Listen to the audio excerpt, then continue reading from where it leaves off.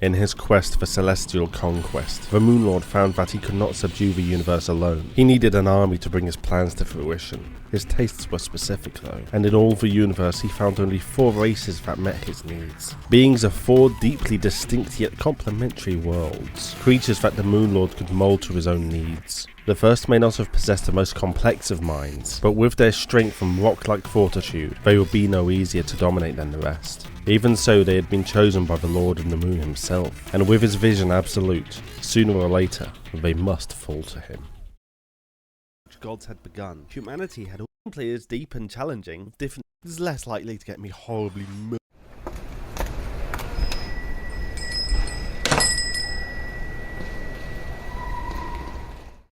The first world targeted by the Moonlord was a primordial planet, engulfed in a fiery aura of an infant star. The semi-molten surface burned with solar flame, and was constantly bombarded with meteors that rained from the fragmented chaos of space above.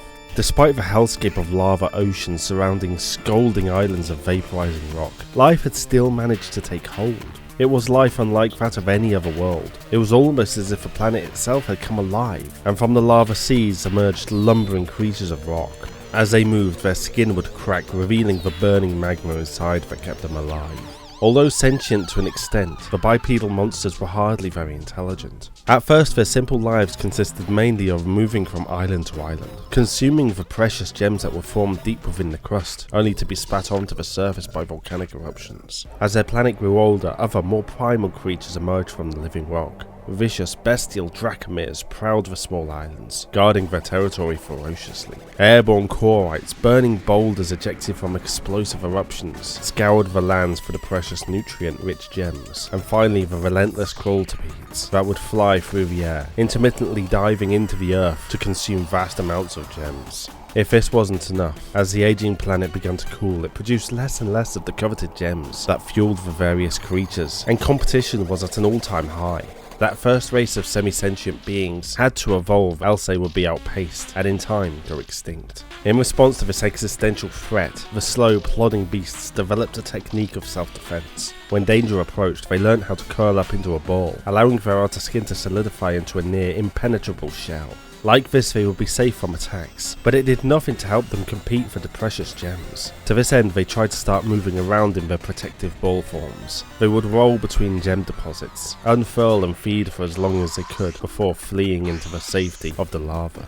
Competition only continued to grow, however, which forced these solar rollers to speed up their feeding habits, and soon enough they became so fast in their ball form that they would scare other creatures away from the feeding grounds. Eventually, the rollers realized they could use their new ability not just to scare their competition away, but to actively attack them, ensuring that they would never return. In short order, the solar rollers would come to dominate the small volcanic islands, and for a time they would flourish, but with the ever-dwindling resources, the rock beasts would soon turn on each other. Small melees between individuals grew into skirmishes made up of many of the creatures, all fighting for themselves, and most dying without achieving anything other than reducing their species' already limited numbers. It came to the point where a notion occurred to a small number of the rollers. If they banded together, then they may be able to keep their marauding opponents at bay, and so it was that the first of the solar clans was arbitrarily formed, not through ideology, but for drive for survival, and the merit of simply being present at the time.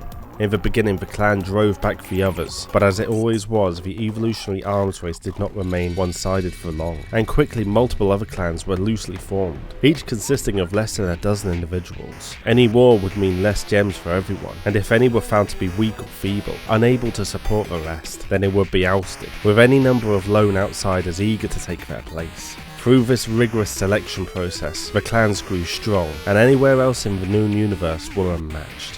Against each other, however, there would always be a stalemate. Where one clan grew in strength, the others must respond in kind. It even came to the point where the Sorollas dominated the lesser beings of the world, using Dracomires against each other, first as wild, feral beasts, but later as mounts to ride into battle. And so it was for an age. The once starved, barely aware creatures of rock now ruled over their planet in a perpetual state of all-out war.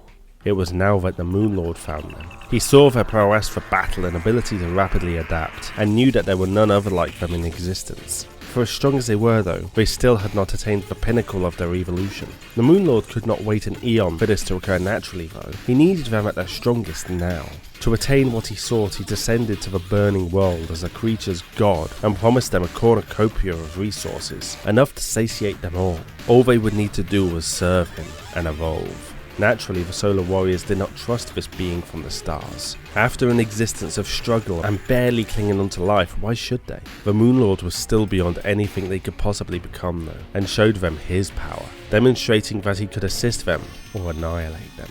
With a wave of his hand, he obliterated half of the clans, whilst at the same moment granting the rest a bounty like they had never seen. With that, the remaining clans immediately united, no longer having anything to fight over, and pledged their lives to this gracious and wrathful god. They allowed him to experiment on them, change their nature, and with time, a new caste of Solar Warriors would be created. Infused with the life essence of the Moon Lord himself, they were capable of a comprehension beyond anything the others were ever able to achieve. They formulated strategies, created weapons from the molten rock of their world, and even managed to tame the mighty Krultipedes and Korites. As for the Draconirs, it came to be that only members of this new group were allowed to sit atop the great beasts, a symbol of their superiority over all others. In honor of their great lunar god, these newcomers were named Selenians, from the old tongue meaning moon. The Moon Lord would marvel at his new force, a world of battle-hardened warriors ready to fight and die for his every cause.